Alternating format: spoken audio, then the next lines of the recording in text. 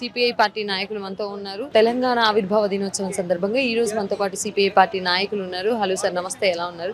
బాగున్నా, మీరు ఎలా ఉన్నారు? బాగున్నాను సార్. సార్, యాక్చువల్గా ఇప్పటికే మనం తెలంగాణ సాధించుకొని 13 సంవత్సరాలు అయిపోయింది. ఈ నేపథ్యంలో తెలంగాణ ప్రజలు ఏం సాధించారు ఈ 13 సంవత్సరాల పాలనలో అని చెప్పేసి అంటే ఏం చెప్తారు? 60 సంవత్సరాలుగా ఆంధ్ర దోపిడి పాలకుల విధానంలో మనం ఎంత నగిలిపోయినాం, ఎంత గోసపడ్డాం, కష్టపడ్డాం మనకు తెలుసు. కాబట్టి 13 సంవత్సరాల తెలంగాణ స్వరాష్ట్ర పాలనలో చాలా సమస్యలు పెండింగ్ లో ఉన్నాయి. గత 10 సంవత్సరాలలో మనం బీఆర్ఎస్ కి ప్రభుత్వాన్ని పట్టగట్టినాం, ఇప్పుడు కాంగ్రెస్ కి కట్టినాం. ఈ కాంగ్రెస్ ప్రభుత్వాన్ని నేను ప్రత్యేక డిమాండ్ చేస్తా ఉన్నాం ఏమంటే, మిగిలిపోయిన సమస్యల్లో భాగంగా నిరుద్యోగుల సమస్య. సార్, స్వరాష్ట్ర సాధనలో నిరుద్యోగుల హక్కుల కోసం మీరు నిలబడ్డ సందర్భంలో మాలాంటి విద్యార్థి ఉద్యమ నాయకులు ప్రాణం పెట్టి కొట్లాడి ఈ రాష్ట్ర ప్రభుత్వం రావడానికి సర్వదా ఉస్మానియా ఉద్యమ నేతగా ఎంతో కృషి చేసినాం. కానీ మీరు ఎప్పుడో పోయినసారి జూన్ 2 నాడు జాబ్ క్యాలెండర్ వేస్తాను ప్రకటించాను, కానీ ఇప్పటికి కూడా లేదు. జూన్ 2 డెడ్ లైన్ ఇది. కాబట్టి మీకు విజ్ఞప్తి చేస్తాను ముఖ్యమంత్రి గారు, నిరుద్యోగుల సమస్య చాలా ఉండి లక్షలాది మంది కడు పేదరికంతో కష్టం చేసి పీడిత వర్గాల నుంచి ఉన్నారు. కాబట్టి మిమ్మల్ని నమ్ముకున్నారు, ఉద్యోగాలు ఇస్తారు. ఎందుకంటే ఏజ్ అయిపోతుంది, పెళ్లిళ్ళు చేసుకున్న సమయం, వ్యక్తిగత స్వేచ్ఛ అన్ని పక్కన పెట్టి ఉద్యోగాల కోసం చాలా మంది వెయిట్ చేస్తా ఉన్నారు. నెంబర్ 1, రైతులు,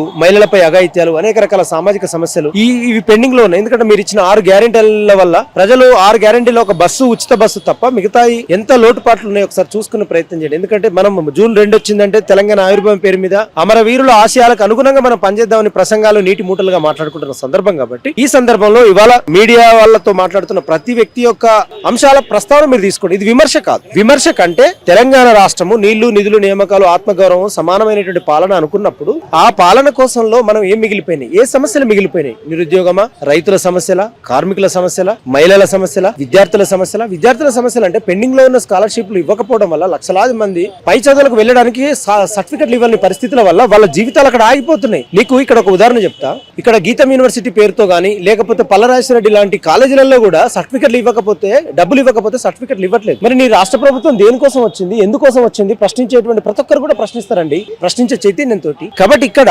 విద్యార్థుల పక్షాన మీరు ఎటువంటి ఆలోచనలు చేస్తా ఉన్నారు? అన్ని సబ్బండ వర్గాల ప్రజల పక్షాన ఎటువంటి ఆలోచన చేస్తున్నారు? తెలంగాణ అమరవీరుల సాక్షిగా జూన్ 2న ఇది. కాబట్టి ప్రియమైన రాష్ట్ర ముఖ్యమంత్రి గారు, ఈ రాష్ట్రంలో ఉండేటువంటి చాలా సమస్యలకు మీరు పరిష్కారం చూడకపోతే ప్రజా చైతన్యం ద్వారా, ప్రజా అవగాహన ద్వారా మీరు కాలగర్భంలో కలిసిపోయేటువంటి అవకాశం వస్తుందని ఈ సందర్భంగా నేను తెలియపరుస్తా ఉన్నాను. అదేవిధంగా నిరుద్యోగుల సమస్యల గురించి వస్తే కనుక దగ్గర 13 ఏళ్ల నుంచి ఉద్యోగాలు లేక ఇదే విధంగా బాట పడతా ఉన్నారు మొత్తం అనుకోవచ్చు నిరుద్యోగులు.